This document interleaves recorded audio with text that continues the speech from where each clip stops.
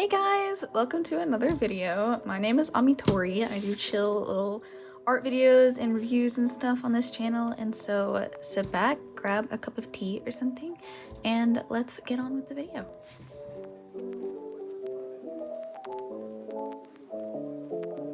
So today we have another tablet review. I'm actually really excited about this one because I remember using Veikk's tablet in a previous video and I actually really enjoyed it. And any of like the problems that I had mentioned in that video actually did somehow go away after a while, and so I added a comment on that video saying like, hey guys, problems are fixed, but I don't know for sure if everybody who watched that video saw that comment. And so as just like kind of a refresh, I don't have nearly as many problems with that tablet as I did when I first opened it, and I think that it may have been because I was like restarting my computer and like it had some time to like chill. I don't really know for sure, but I'm really stoked to try out Veikk's pen display tablet. Let's get into it and try it out. Woo!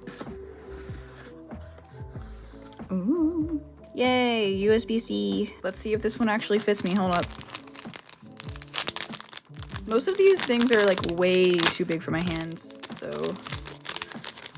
we will see. Huh, this one actually fits pretty well. Cool, very pretty. Here it is, guys. It's so small, like thin. Ooh. It's not much thicker than an iPad. I'm already getting my grubby fingerprints all over it. Ooh. Very nice. Yeah, my grubby fingerprints are already all over this thing. It feels really high quality, I will say. Like it feels like a heavier metal, but it's not so heavy that I wouldn't want to take it around. And I like how simple it is. It feels very portable. So it comes with two of these pens. I wonder if they're any different. Hold on. I like it. It feels like kind of similar to like a Wacom or XP pen. It's a little bit lighter than a Wacom pen, I believe. Oh yeah. Okay, so it's the same pen, so you just get an extra. We have all of these extra pen nibs. The nibs are interesting. I've never seen a nib that's like shaped like this before. Glad that we get so many extras. So this is like a little pen holder, so hold up. I really like it when they come with these. And it's very sturdy. Like, this isn't coming out. Yay! That's really nice. I like that a lot. I would probably prefer like an actual case, but this also works perfectly fine. Here we have the driver download. Oh my goodness gracious alive. You get more than enough extra nibs. If I didn't miss one, there's like 28 nibs in this. Like, I don't even use an extra nib for like 5 months. This is kind of crazy. All right, cool. Okay, we're just gonna get into this. Yay. All right, we've got it up. It is a gorgeous screen. It's a 1080 by 1920 HD screen. And to a lot of people that might be, well, oh, it's not 4K. Screen tablets this size don't have to be 4K because you're really not gonna see a difference. I might be very wrong, but when something is smaller like this, I don't think you're really gonna be able to tell. But I don't know, fight me in the comments. From my experience at least, I can't see a difference most of the time. For right now, the tracking is very fast and the accuracy is very accurate to there's a little bit of a distance on this corner. I wonder if it'll let me calibrate.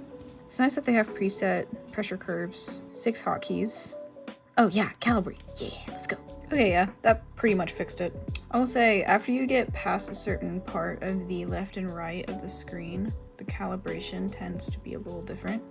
But everywhere in the middle, it seems to be pretty perfect. Also, there really is no distance between the screen and the drawing. If you can see it, if it'll focus, is there wobble? There is a lot. So that was the level of wobble But this is also with no stabilization. So let's put the stabilization to a normal number, like 7. It's not nearly as bad.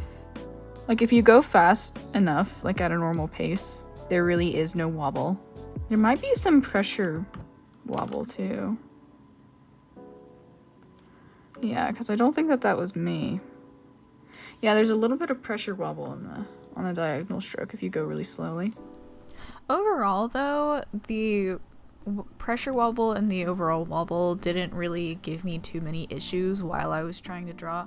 I did notice it occasionally when I was doing really slow diagonal strokes, and really small ones at that.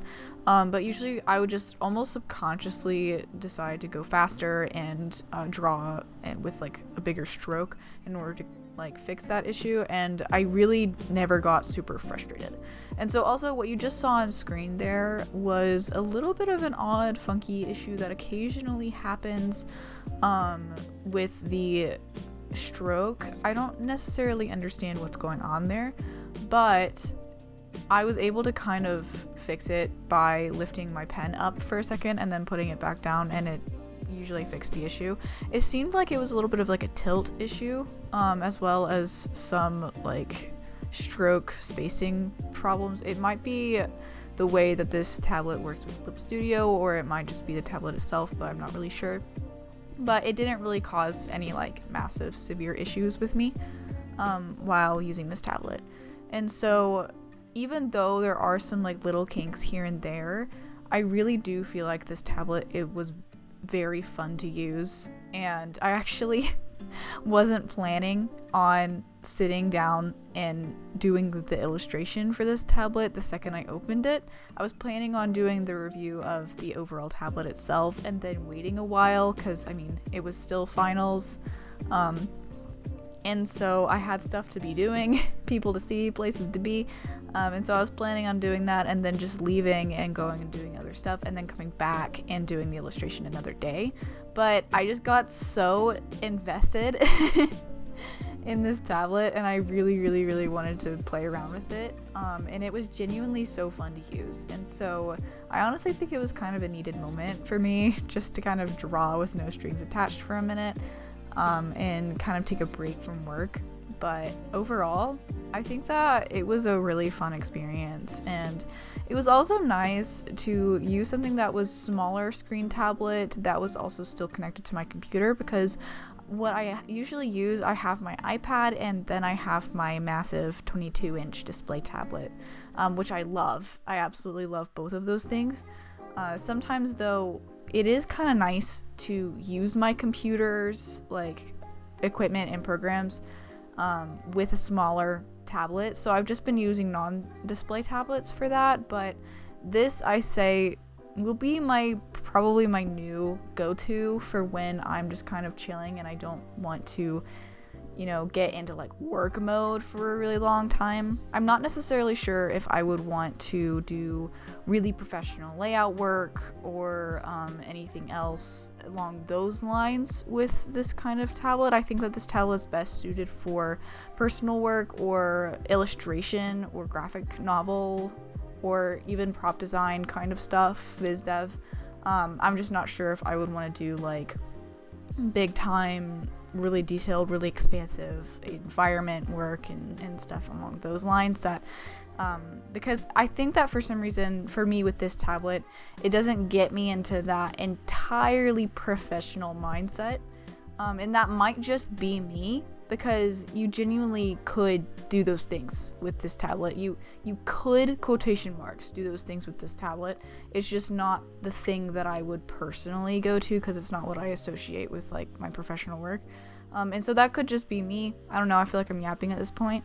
But I'm still probably going to look for my bigger screen tablets or go to the labs at school to do those kinds of jobs. And so yeah, but then another issue with this tablet, I would say, that didn't end up being like really a massive issue for me, but it might annoy some people, is that the calibration, no matter how many times I did the calibration, it still didn't really fix the corners of the screen and like how the cursor kind of splits from your pen in those weird little areas. So like left and right was primarily the problem. When I would be using the brush size slider and the navigator on the right, and when I would be using the visibility button on my layers on the left, I would have to really be looking at what I was doing because the cursor wouldn't be exactly at my pen level. But it didn't end up being like a massive issue for me, and in the middle, the whole middle area worked really well. And that's where I was drawing, so it didn't really like cause much strife while I was trying to draw. So that could be an issue for some people, but because this is a budget tablet and there are so many other things about this tablet that were really nice and I really enjoyed using, it was something that I could easily excuse. Now that we're starting with colors, I do want to get into the color profile of this tablet. Now, just hear me out. I am not a professional when it comes to the color profiles and all of that kind of stuff of technology and screens. I don't really bother with it too much. I know that some people are really intense about it and want to make sure that everything is perfect and exactly the same from all of their devices. That is understandable. I am not that techie. I consider myself a little into tech, but I'm definitely not that into tech, and so with this, I didn't really worry about it while I was using the tablet because the colors look great on the tablet. But when I did end up putting my drawing up on my monitor screen and my laptop screen, I noticed that my monitor and laptop's colors were a lot more saturated than what they were on the display tablet. And so that is just something to keep in mind, that the colors on the display might be a little bit more desaturated than other screens. But overall, I feel like as long as I keep that in mind and I do occasional tests, I can always go back, and because of the wonders of digital art, I can change my colors after the fact. So I don't consider that to be a really massive problem, but it is something to think about. And then, yeah, overall, I also would have really liked to have a stand for this tablet. They do offer a stand for this tablet. There is also a bundle you can get on their website. That isn't what they sent me for this video, but you can get this tablet with the stand, and that would probably be a better case because the stand isn't that much more expensive and it honestly would make the experience a lot nicer. I was able to just use a little yarn ball to prop my tablet on, and that worked perfectly fine, but I do kind of want to invest in a stand in the future because I feel like that would be nice to have. And you could also probably not even like worry too much about it if you don't move around a lot, if you don't really care, just find something to prop it up on like I did. But that is something that they do offer and is something that I would consider. The hotkeys were really nice. The hotkeys worked really well on this tablet. They did the kind of toggle thing that I like to do for my eraser really well. I never felt like it was misbehaving or wasn't doing what I was trying to get it to do. And they feel really nice. They're not too loose, they're not too firm. They're really nice in that sense, so I really didn't have any qualms with the hotkeys for this. But moving on from the tablet, I feel like I've covered everything that I would need to with this tablet. It's really nice, I really like it. But overall, the art for this that I did was kind of like spontaneous. I wasn't really thinking too hard about what I was drawing while I was drawing it. I just wanted to draw something that looked cool.